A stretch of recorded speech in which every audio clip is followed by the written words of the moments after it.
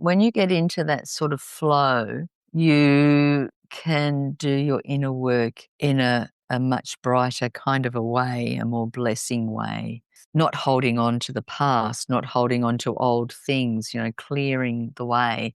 And now more than ever, we're being asked to do that.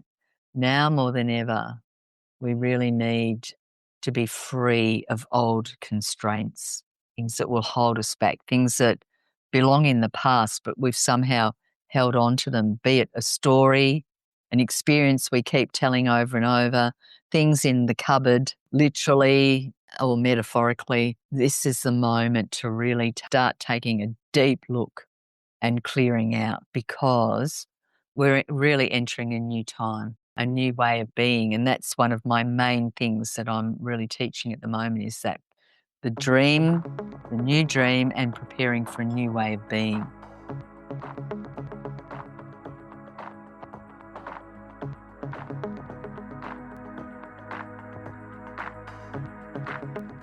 Hi, maybe you are at the beginning of your inner spiritual journey, or maybe you've been here for a long time. However the case is, warm welcome to my pod Shift Your Energy by Meditation Jam with Maria Rinné. And this is a part of my podcast that is created to be your guide, your inspiration and your companion, moving through a time that is highly transformational, where we are shifting our drive from our mind to our heart and soul. And I am your host, Maria. I am here to share my stories, tools and lessons from my own inner journey that I've been on now for a bit over 2 decades, as well as exploring the many ways we can all reconnect to the energy within. And we will dive deep into what it means to grow, to heal, to show up, and to expand your awareness, with the aim to bring you insights that sparks that beautiful shift. Please take what resonates with you. This is not a religion nor a science. It is a way of life that is connected to your heart and the magic of life. And I am here as an example. And I'm really happy to share how it started, the journey through, and where I am right now. So I hope you will be inspired, maybe entertained, as well as we will in some episodes explore some powerful tools and techniques to shift your energy and to realign you with yourself, your life force, and your beautiful pure purpose. Sometimes it will be just you and me, and other times I'll be inviting guests, visionaries, light workers and kindred spirits to share their wisdom and inspire us all. So whether you're beginning your spiritual journey or seeking new perspectives along the way, or just want to recognize yourself in these stories to witness your journey, I hope that Shift Your Energy will be a space to learn, to laugh and connect on a deeper level. So let's walk this path together and discover what happens when we turn inward, when we switch on that light, expand our power, connect, walk our talk, and start to step into that more joyful new way of life that is here for us all. So are you ready? I know that I am. Warm welcome, let's begin. Hi and warm welcome to Shift Your Energy. And today I am so happy to invite you to my talk that I have with Michelle MacEwan. And Michelle, she is a spiritual guide and teacher, and she has natural healing abilities. She's an international speaker, an environmental activist, and a storyteller with over 30 years experience, leading retreats, guiding groups, and working with individuals. And I am so happy to invite Michelle into our talk today. And as always, if you are a Substack subscriber, there will be an extended talk at my Substack page. So let's hear Michelle's story. Warm welcome. Warm welcome, Michelle. I am so happy to have you here today. How are you? Oh, I'm really well, thank you, Maria, and I'm so glad to be here. Thank you for inviting me. Thank you. And it looks so cozy where you are, but I know it's early morning in Australia now. Yes, it is. We're approaching summer solstice here, so we've got very, very long days. And when the sun's out, it's that beautiful golden light that you get. There's a particular light around solstices that's so Mm. special.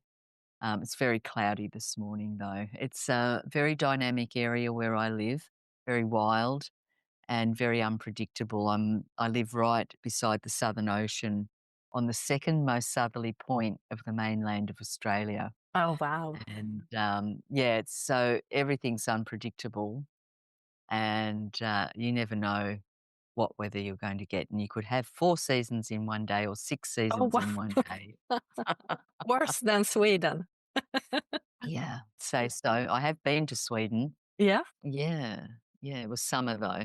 Yeah, well, right now we are in the midst of winter with winter solstice here, of course, coming up. And I Mm. mean, it's cozy, but it's dark. It's dark from Yes. 2 o'clock. It's like nighttime almost. But Gee. I find it okay. I'm used to it, and you light up candles and you make the most of it. So yeah, Yes, I love it all. I'm so glad we do have proper winter here, and I love the winter. Absolutely love it.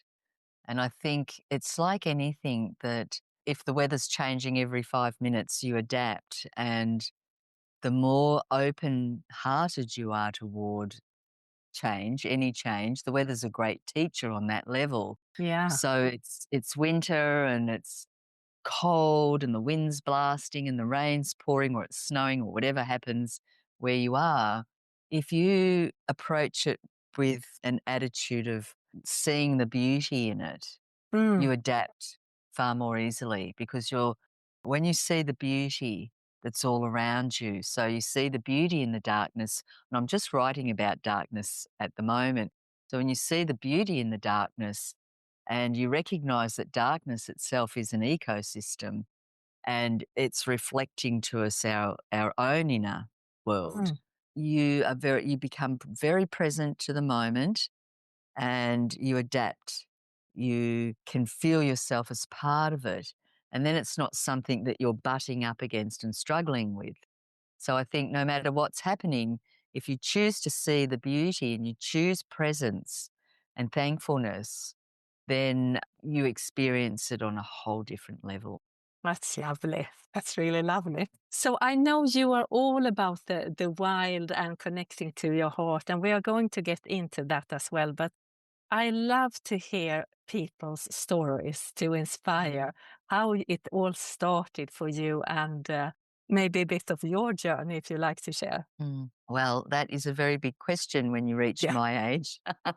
But I think, well, something that I actually did talk about on my little podcast recently is the art of wayfinding, which is an ancient skill. And it's something that I first discovered it when I was reading a book by Wade Davis, who's an amazing anthropologist and storyteller, and he coined the term, I think, wayfinder. Well, he brought it out to the Western world from all the time that he spent with different cultures, including the Polynesians, who are master wayfinders. And I realized that much of my life, I could say spiritually, I've been a wayfinder, always finding my own way. I've always been a loner, doing my own thing. I mean, when I was young, I studied many things. I'm a qualified high school teacher, and I was a senior teacher and worked with refugees and young adults and learnt so much from them.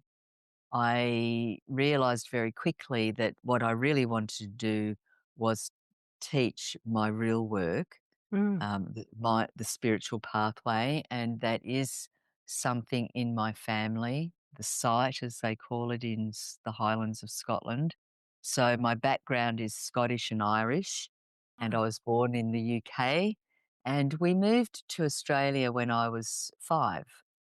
So I remember vividly the journey from by ship from Oh, England to Australia. That's etched in my mind so clearly.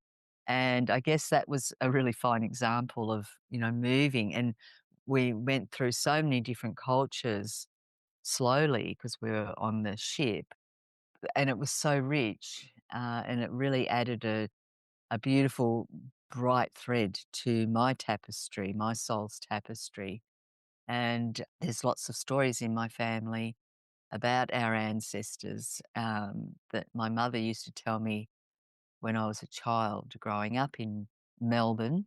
And we used to come down the Great Ocean Road frequently just for day trips, camping. And I have this very vivid memory. I don't know how old I was. I was possibly 8, 7, 8, 9 at the most, probably 8. Laying on the sand, we were camping at the beach, laying on the sand under the starry night sky and saying to the stars, "When I grow up, I'm gonna come and live beside this ocean." wow. And the power of our knowingness is something I've always trusted, that knowingness, the voice of the heart, I call it, because the voice of the heart is really the soul communing with us. And that was such a deep thing in me that and I always loved coming to this region. And so, of course, I did move down here as a young adult, and I've lived here ever since. And I Mm, travel a lot for my work, not as much these days because I prefer just to stay here. This is the place that feeds my soul. And I've spent time in other parts of Australia, especially up in the Northern Territory, in a really, really remote place called Kakadu. So here's remote, and it's cool, temperate rainforest and wild ocean. And where I was up north was in monsoon forest in the tropics, mm. on floodplains and incredible waterways. Because my husband worked with the traditional owners, as we call the Indigenous people Oh, in the area for many years, and so I was very privileged to spend time with them, and a lot of time, and it was they're life changing experiences. yeah, And a lot of I've spent a lot of time with in Native America.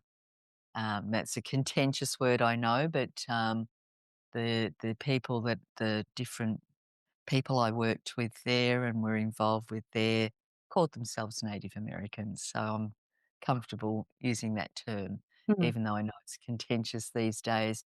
So my journey has been very varied and rich in that spiritual, cultural interactions, me sharing my work. I've often been invited into different groups of people to share, like with the Lakota people, to come in because a lot of them also share Irish and Scottish blood in their heritage, and they wanted to learn about that part of their spirituality and their heritage. yeah, So I'd be invited in to teach, the Gaelic traditions or the Irish Scottish traditions, and of course they overlap with the Northern traditions.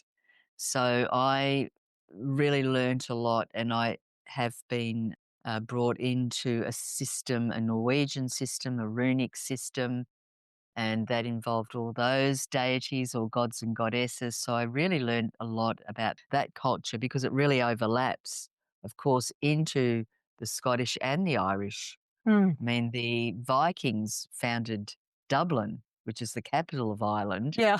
and they founded the city of Limerick, which is a main limerick on the southwest coast, the southwest of Ireland. So, because of that knowledge, I met Danish people who were in America to do a vision quest, Ah, and they heard me talk. They were staying with my sponsor, and they asked me to come to Denmark, and that resulted in me going to Denmark twice a year and doing retreats and sessions and all kinds of things. And from there, I went to Norway and once to Sweden. And I went back to Denmark this year, actually, in May. Wonderful. Yeah, because I hadn't been there for 10, 12 years. So that was really lovely. So, yeah, my life is a journey, and I see life as a journey. To me, life is a journey, and it's the journey that counts, Mm. and not the destination, because we're all going to the same place, and it doesn't matter which pathway we take. Yeah. But it's a journey, and it's an adventure of the soul. And one of the things that I arrived at quite early when I seriously started doing this work 40 or more years ago was that life is an adventure of the soul. And when we see it like that, it changes everything.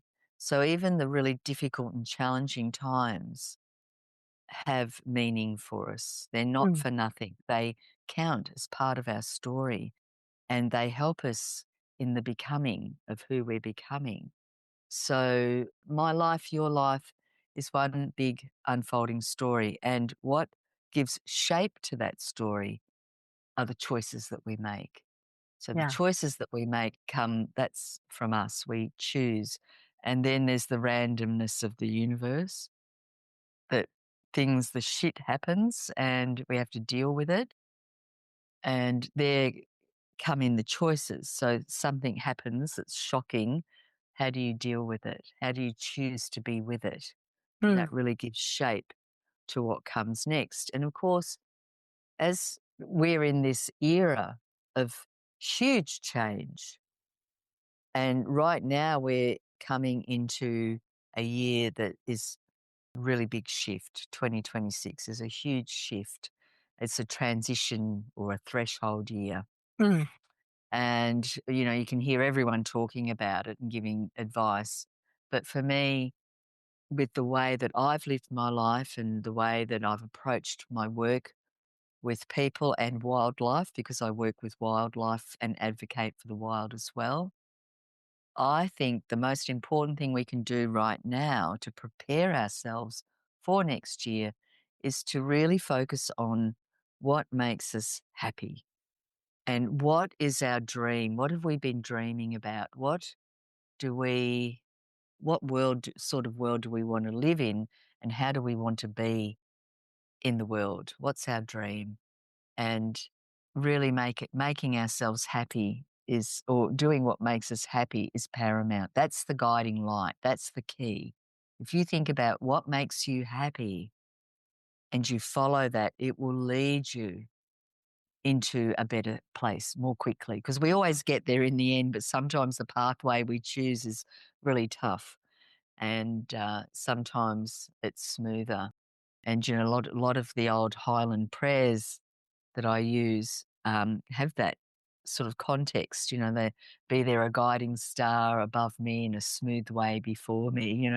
They're very grounded, earth-based prayers, traditions. I love that. I've just written a book called Pure, Raw and Happy: How to Mhm. Navigate a More Joyful Way of Life Straight from Your Heart. So Well, I'm that just, sounds perfect. yeah, I'm on board. Yes, that's it, Yeah. exactly. Even the title is beautiful, and so the more that we can come into that space, the safer we'll feel, because a foundational thing, aside from seeing the beauty around us and within us, is to feel safe. And I learnt that really profoundly working with wildlife, because so many of us have anxiety and stress. And my husband and I founded Wild Sanctum, which is our wildlife rescue and rehabilitation centre. And we specialise in macropods, especially wallabies, so kangaroos, podaroos, to the classic, but our main animal is the wallaby.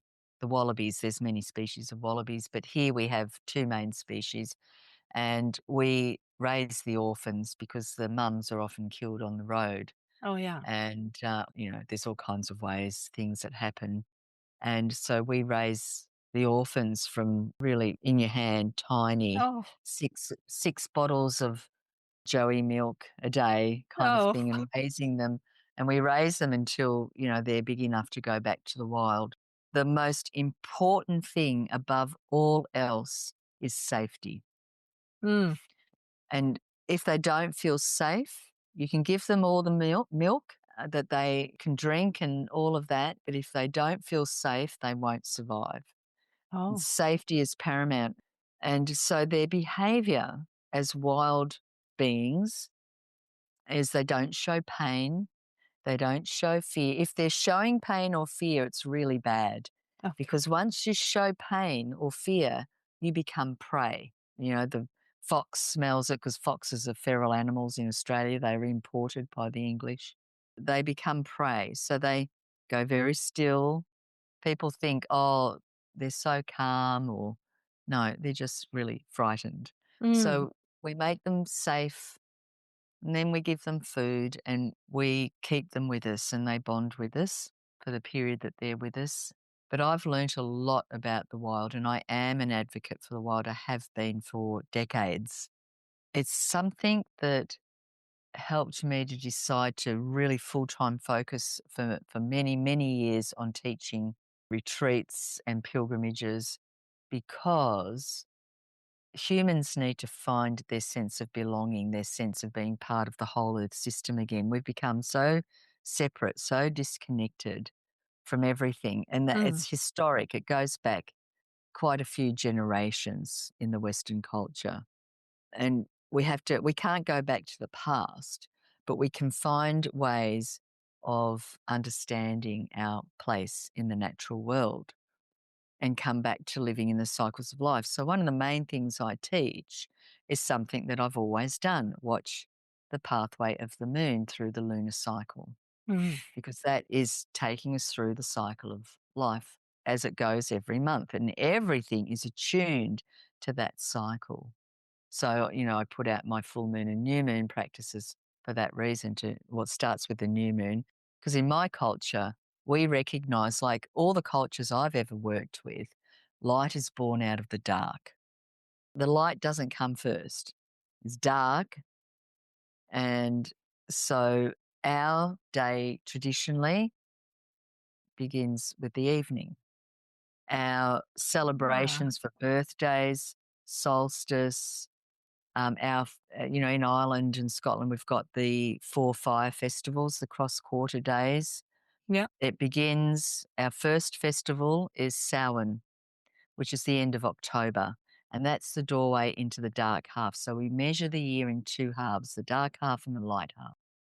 And that's the last harvest and the doorway into the dark, and winter sort of is really beginning, and it's the ancestor time naturally, like Mm. all our sacred sites. And you have them in Denmark and Sweden, that those places, those very holy places, archaeologists say are burial places, which they are. Some people are buried there or interred, their ashes interred there. And therefore, they're also threshold places where the veils are thin and we can commune with the other realm. Where Mm. else would we put our dead?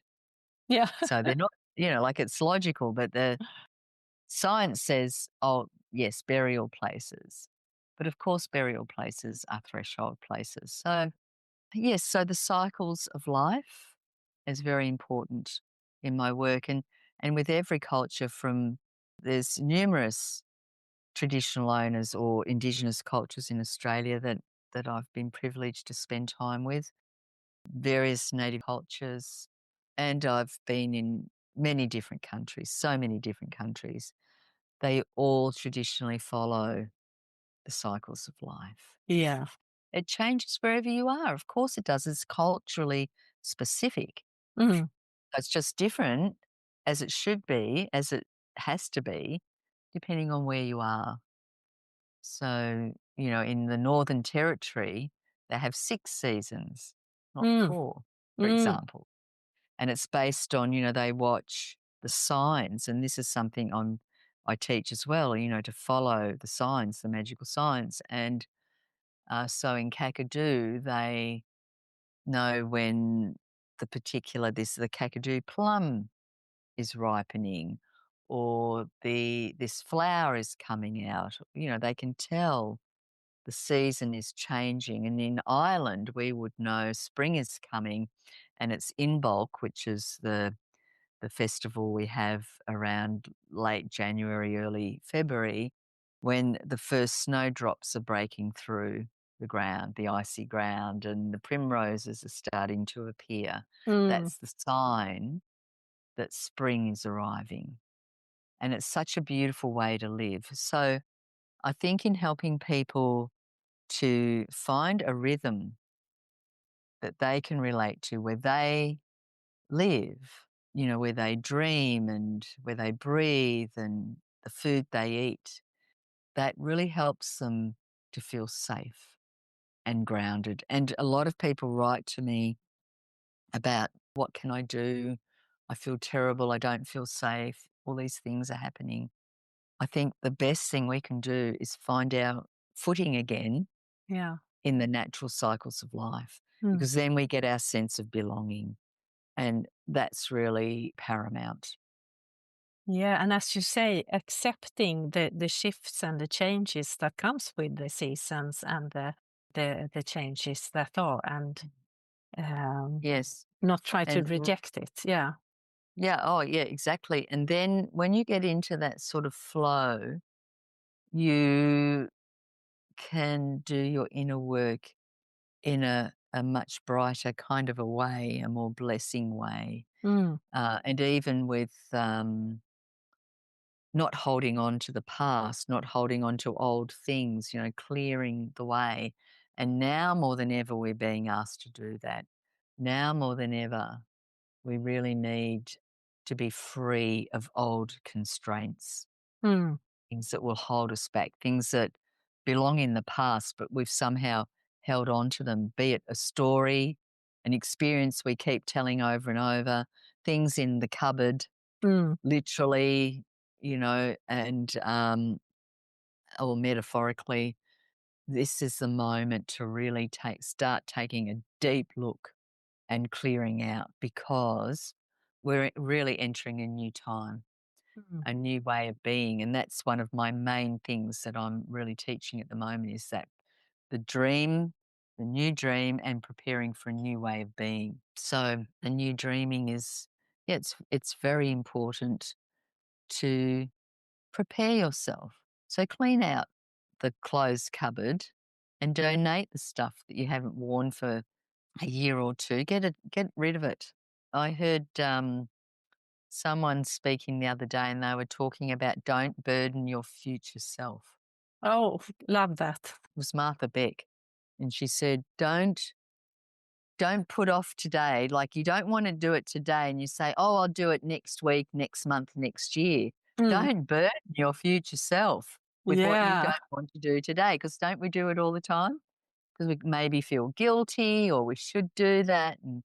And so now's a really important time to pay attention to that. Mm. And also something else I really believe is, don't talk to your problems. Don't tell yourself your problems all the time. If you start doing that, catch yourself, because in a way you're kind of reinforcing them. Mm. So instead, focus on the qualities about yourself that you like, how you've handled a situation really well. When the problems are coming up, shift to something positive about yourself and how you handle situations. Mm. And I think the more we engage with our spiritual brain, and there's a great teacher about all of this called Lisa Miller, and she's done all the science, she's a scientist, and Yeah. she's affirming what mystics have always known, and she's giving it through the lens of science. And so we're all naturally spiritual, but in the modern world, it's educated out of us. It's just your imagination, or, you always follow your heart, like it's a problem instead of a Mm. gift. So our spiritual gifts are negated very early in life. And that's part of why so many people in the modern world feel lost or disconnected or alienated or unsafe or unprotected. And really, all of those things begin within. And the first thing we have to learn to do again is trust our knowingness, that inner voice, because it won't lead you astray. How many times do we catch ourselves thinking something goes wrong and you remember that your inner voice had said, "Don't do that today," Yeah. and you go ahead and do it because your mind says, "Do it," not your brain so much, but, Yeah. and you're like, "Why didn't I listen to that voice?" Mm. And so the science now shows us that the more that we are following our spiritual pathway, our intuition, our knowingness, our being of service, which is the number one thing about the spiritual pathway, the stronger these aspects of our brain become. Ah, And I yeah. can't I can't give you the science of it all, but it's Yeah. all there in Lisa Miller's talks. I think these parts of the brain, these aspects of the brain become thicker, stronger, more resilient the more that we have a spiritual practice and live our life. Because, like anything, a spiritual practice, you might say, "I want to learn to meditate." And you go and you learn to meditate, and then you give yourself the practice every morning. I'm going to meditate for 10 minutes. But eventually, it's like saying every morning, part of my practice is to go outside and say my prayer of belonging and thankfulness. But eventually, it becomes woven into your everyday life. So you don't think, "Oh, now I've got to do my meditation." You're just naturally meditating as you move through the day, Mm. or you're naturally praying and blessing as you move through the day, just as our ancestors did. So it becomes a whole way of being. And that's the new way of being I think we have to move into, is so that these arts, these spiritual practices, spiritual gifts, spiritual arts just become a part. And of course, we have our ceremonies, and within ceremonies are rituals, and they're for, our special occasions, our festivals, our celebrations. But our spiritual essence is woven and expressed throughout Mm. our everyday. I can imagine you have noticed it because I started my spiritual journey in 2004. And just since then, I felt that the energy is so much easier. I can communicate so much easier, not just because I think I've done my spiritual journey, but because I feel it's like much more accessible right now. And Mm. of course, we have people waking up all over, and I can imagine you, if you go back to when you started, I just feel like the energy was heavier and you had to push further to reach it. Or am I wrong? Oh no, I think that would be correct in the modern Western world. Yeah. Yeah. I was privileged to grow up. My mother always talked about all sorts of spiritual things in life to me as a child, and told me about her experiences with her great aunt, and who lived very close by. She grew up with, and so I grew up with an awareness about these things. That it's never been foreign Mm. to me. I think I was just one of those, because remember, we're all born spiritual beings. Mm. But by the time we're vocalizing, our parents might get it out of us, or by the time we go to school, it'll be stomped out of us. Yeah. But even though I grew up going to normal school and all of that, the way my mother was just enabled it to keep growing. So, and it got referenced by people as, "Oh, she's got a vivid imagination Hmm. and she tells stories." Well, I do tell stories. I'm a storyteller. That's one of my skills. But it was always there, a presence in my life, and it did wax and wane at times, but it wasn't like something that I suddenly discovered, but I made choices as I went along. I always chose experiences that were more awakening because they were challenging. I never did things the easy way. And then as a student at university, I also studied astrology and numerology and just things because I was naturally attracted to them and I was hungry for them. I used to go to meetings with the Theosophical Society and sit and listen to the elders telling their stories. And Mm. I worked in the music industry.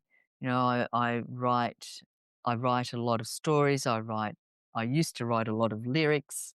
I write poems or prayers now. I also adapt. We've got lots of traditional Gaelic prayers that were recorded, written down in the 1800s in the Highlands of Scotland, Mm. and I adapt a lot of those for modern times so that they're Oh, wow. resonate. You know, a lot of the prayers I share on social media and blessings. Some of them are mine, some of them are a combination, and some of them are traditional. But I Ah. do change some of the language, not the phrasing, because the phrasing is what's really important. The rhythm, Mm. how they're spoken, is really important. So I really honor that, and that's influenced the prayers that I create as well. You know, there's a rhythm because poetry is the language of the soul, Yeah. and it's really, you know, when we pray, it doesn't matter, you know, just say your own words, but the more that you engage with that, the more poetical you'll become because Mm. it's a poetry. Like in poetry, the words spoken like that take on a very different meaning and they're transcendent. Mm. Like the following the magical signs, when you can see the signs going off around you, you don't have to go and look it up in the book. It's what is that making you think about, or how is that making you feel? Mm. And you act from that, then you're following what I call the magical signs and the synchronicities and things like astrology, because I like to do some references to just key astrological events to help guide people in a general way, because that's what it is. They're all signals going off from the divine Mm. or the universe or God or whatever name you have to help us. We're not alone. We've got our spirit guides. In my culture, we believe that we all have an ancestor guide with us, or guides, plural. There's the belief in the animal spirits, we also have in my culture. There's all kinds of help from the unseen realm. Our job is to notice it Yeah. and follow it. Yeah. So So it's, that's part of our work too yeah. on the spiritual pathway, is to trust how Mm. and what we receive. That's really important. Mm. It's so beautiful just to hear you talk about all this. And I know that you have this pilgrimage that you do once or twice a year. Mhm. So I'm thinking, are you weaving in all these Mm. different cultures and practices? And just tell me more about it. Yes, thank you. I've been guiding pilgrimages for a very long time and teaching in retreats, but the pilgrimages I love them because they're an adventure of the soul. They take us out of our everyday and into the extraordinary where we can commune with the spirit of the land. So typically, I take pilgrimages to West Island where I have lineage in Connemara, and I I do retreats elsewhere, like in Denmark or in the UK. Here, I'm doing a pilgrimage here at the end of next year in November, and I'm really looking forward to that. I haven't done one here for a very long time, so that'll be Earth and Spirit. But Mm. first, I'll be in May in Ireland, so I'll only be in Ireland once next year. I was there twice this year, but, yeah, so at the end of May, 29th, I think, through to the 4th of June, I'll be doing, Welcoming the Light, because Mm. over there, in the Northern Hemisphere, we're moving towards summer solstice.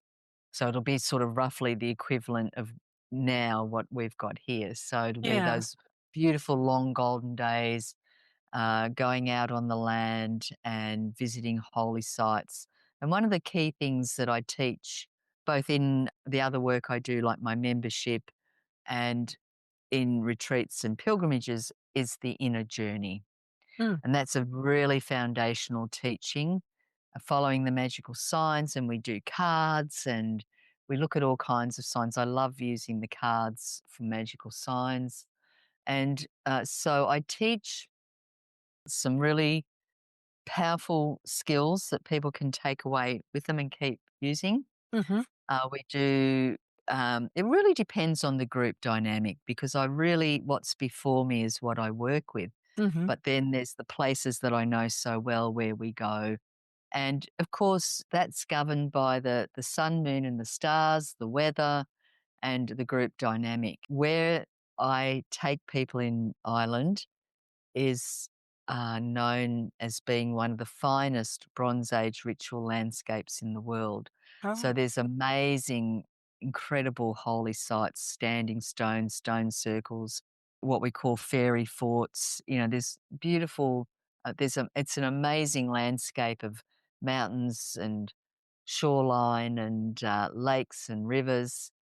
There's no shortage of beauty there, that's for sure. So there's many, many adventures that we have, and we work with our ancestors, meet our ancestor guide, and we make beautiful food and share food together and storytelling. And it's a time out of time Mm. where people have the opportunity to be with themselves and to really go deep within and access the wisdom that lies deep within, that inner wisdom that is coming from our soul. So Mm. learning how to really trust yourself and commune with yourself is a really important part of it. Mm. I also love, because I work with energies in people and faces, I become like a key to unlock, but I love the aspect that you're working with the land in these as well. And of course, many people do when you travel, but I can just feel like you are very deep into the land, and Mm, you have, as you say, you have your roots there as well from Ireland, and mm. Ireland is just it's one of my favorite places on earth. Oh, yeah, Yeah. it's so magical Mm. because people still tell the old stories. You can Mm. hear them. They're not just in a book. They're telling the stories, singing the songs, doing the dances, playing the music, and it reverberates throughout that landscape. Mm. And so the other thing I'm really big is dreams. I work with dreams, Oh. daydreams, night dreams. And so on the pilgrimages, we really go into deep dream work. Oh, And people wow. love it, and every morning we gather and we talk about our dreams, because we always have an intention. I really teach about incubating your dreams and going into them and grasping what messages they contain. And so that's will be the Australian pilgrimage will be all about dreaming and dream time and Oh, walking the wow. land and feeling the ancient quality of this incredible land here. But I digress. With Ireland, we definitely work with the dreams as well. So it's the radiant time, and that's what we want to do, is welcome our light to shine out into the world. Mm. Oh, I love that. And I should say also that I will put links to your webpage below so that anyone listening Oh, and thank you. feels up for it can check it out. Yeah. Yes, because I do have an early bird special on at the moment too, Oh, which is a good one to take advantage of. oh, great, great. Yeah. So, Michelle, I don't want to keep you too long. This has been so amazing. And we are going to continue for our Substack subscribers. Mm. But for everyone here, I just want to say thank you so much for joining. And it's lovely to hear you speak about your journey. Thank you so much. You have been listening to Meditation Jam with Maria Rinné, and I am so grateful that you have joined today with your energy. If you liked it, please remember to subscribe, hit the like button, and leave a review if there was something specific that you enjoyed. And you will find more links in the text below from my guests and also to my social media if you like to follow me there. So thank you again for joining, and I hope you have a beautiful day, week and month. Satnam.